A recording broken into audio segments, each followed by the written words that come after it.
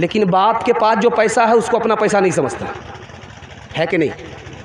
छोटा बच्चा, उसके हाथ में जो पैसा दीजिएगा उसी पैसे को अपना पैसा समझता है, लेकिन जो बाप ने उसके लिए जमा करके रखा है उसको अपना पैसा नहीं समझता है। उसी तरह हम नादान हैं, जो अपने पास दौलत है उसी को अपनी दौलत समझते हैं, और खुदा ने जो हमारे लिए जमा करके रखा है उसकी तरफ हमारा ध्यान ही नहीं है।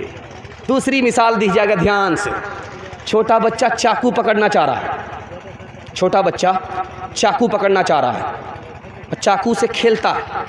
माँ बाप को पता है कि ये चाकू से अपना ही नुकसान कर लेगा, तो माँ बाप उससे छीनते, तो बच्चे को गुस्सा आता है, बाप के मुंह पर तमाचा मारता है, माँ के मुंह पर तमाचा मारता है।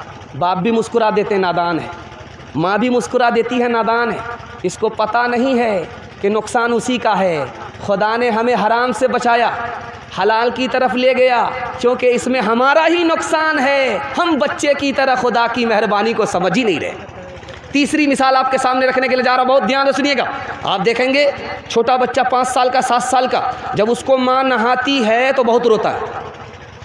उसको माँ नहा रही है, बहुत रोता है। डॉक्टर ने उसका ज़ख़म चीरना शुरू किया, ख़तना करना शुरू किया, बहुत रोता है। डॉक्टर को गाली दे रहा है, माँ को गाली दे रहा है। माँ को क्यों गाली दे रहा है? दुश्मन समझ रहा है। डॉक्टर को गाली क्यों दे रहा है? दुश्मन समझ रहा है।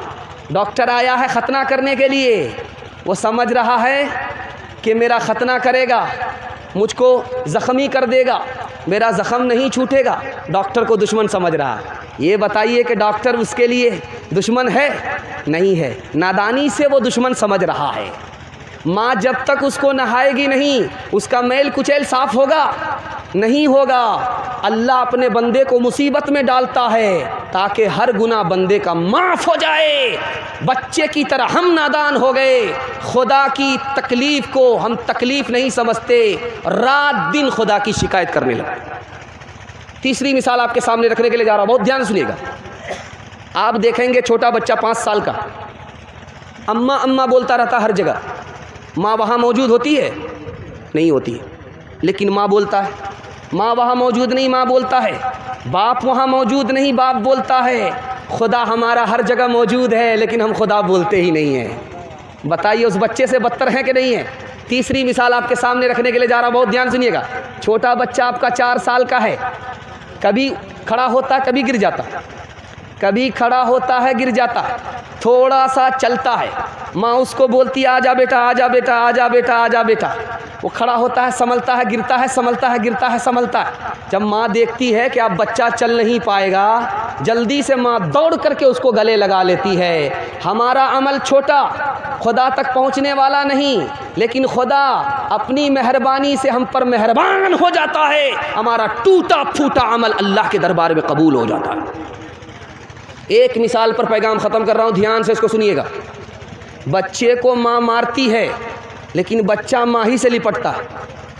माँ बच्चे को मार रही है, मार पर उसको मार पड़ रही है, वो भाग नहीं रहा, माँ से लिपट रहा है। बच्चे को पता है कि जो मार रही है उसी के पास मोहब्बत है, उसी के पास शफ़क़त है, वो माफ़ भी करेगी। इसी तरह अगर खुदा हमें मारे, हम खुदा से करीब हो जाएं, तो अल्लाह अपनी रहमत में हमें जगह दे देगा। इंशाअल्लाह अपने खुदा को हर हाल में राज़ी रखेंगे। दौलत मिली, उसकी नेमत का शुक्र अदा करेंगे, हाथ उठाइए। मुसीबत मिली, सब्र करेंगे, हाथ उठाइए। जब सब्र नहीं होगा, खुदकुशी करेंगे, हाथ उठाइए। पालता है बीज को मिट्टी की तारीकी में, कौन कौन दरियाओं की मौजों से उठाता है सहाब,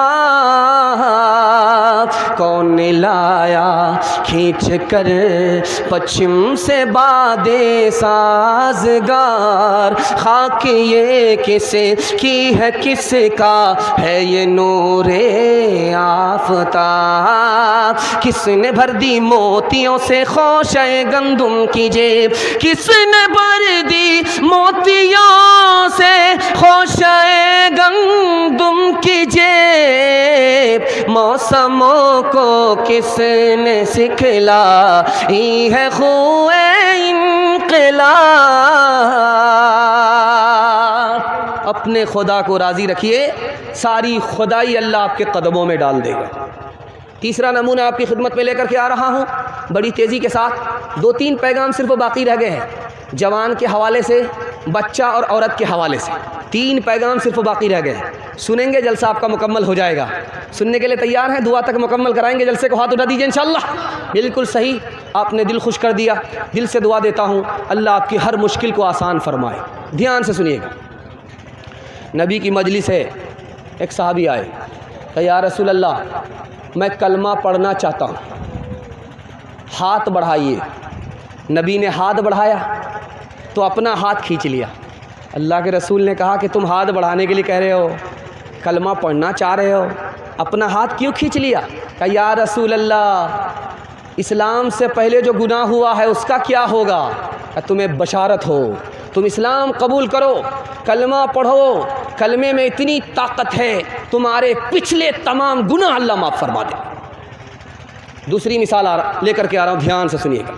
जवान आया, दारू की बोतल है, हाथ में ले करके आया, कहा या रसूल अल्लाह, दारू तो छोड़ दूंगा, इस्लाम लाना चाहता हूँ, दारू तो छोड़ दूंगा, लेकिन मुंह काला करता हूँ, जिना करता हूँ लड़कियों से, इजाज़त दो तब कलमा पढ़ूंगा। अल्लाह के रसूल अक्लमंद थे, अकल से बात किया, कहे जवान तू कलमा पढ़, मैं तुमको गुनाह की इजाज़त देता हूँ। जवान खुश हो गया कि मैं मुसलमान भी हो जाऊँगा, मुझे ज़िना का लाइसेंस भी मिल जाएगा। जवान जब कलमा पढ़ करके मुसलमान हो गया, अल्लाह के रसूल ने बुला करके कहा, है जवान, 4 औरत को छोड़ करके जिससे चाहो मुँह काला करो, वो किसी की माँ ना हो, वो किसी की बेटी ना हो, वो किसी की बीवी ना हो, वो किसी की बहन ना हो। कहा या रसूल अल्लाह, आप इजाज़त दे रहे हो या जाल में फंसा रहे हो? इसके बाद तो कोई औरत ही नहीं बचती है। कहे जवान, सोच करके मेरे सवाल का जवाब दो। तुम्हारी माँ के साथ कोई मुंह काला करे, उसको फांसी पर चढ़ा दोगे।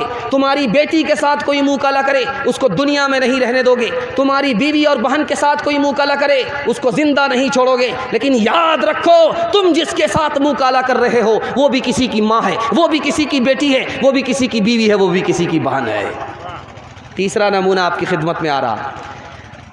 मक्का आए सहाबी, ये पायजामा टखने से ऊपर है, पायजामा टखने से ऊपर है। मक्का आए, मक्का वालों ने कहा कि भाई ये क्या है, टखने से नीचे पायजामा नहीं है, टखने से ऊपर पायजामा है। तो कहने लगे ये मेरे नबी की सुन्नत है। कहा कि सुन्नत भाड़ में जाए, टखने से नीचे पायजामा करो। तो सहाबी का जवाब सुनिए, अल्लाह ऐसी मोहब्बत हम सबको अता फरमाए, ऐसी इताअत हम सबको अता फरमाए। सहाबी ने कहा ये टखना से ऊपर ही पायजामा रहेगा, ये मेरे नबी की सुन्नत है। जान तो जा सकती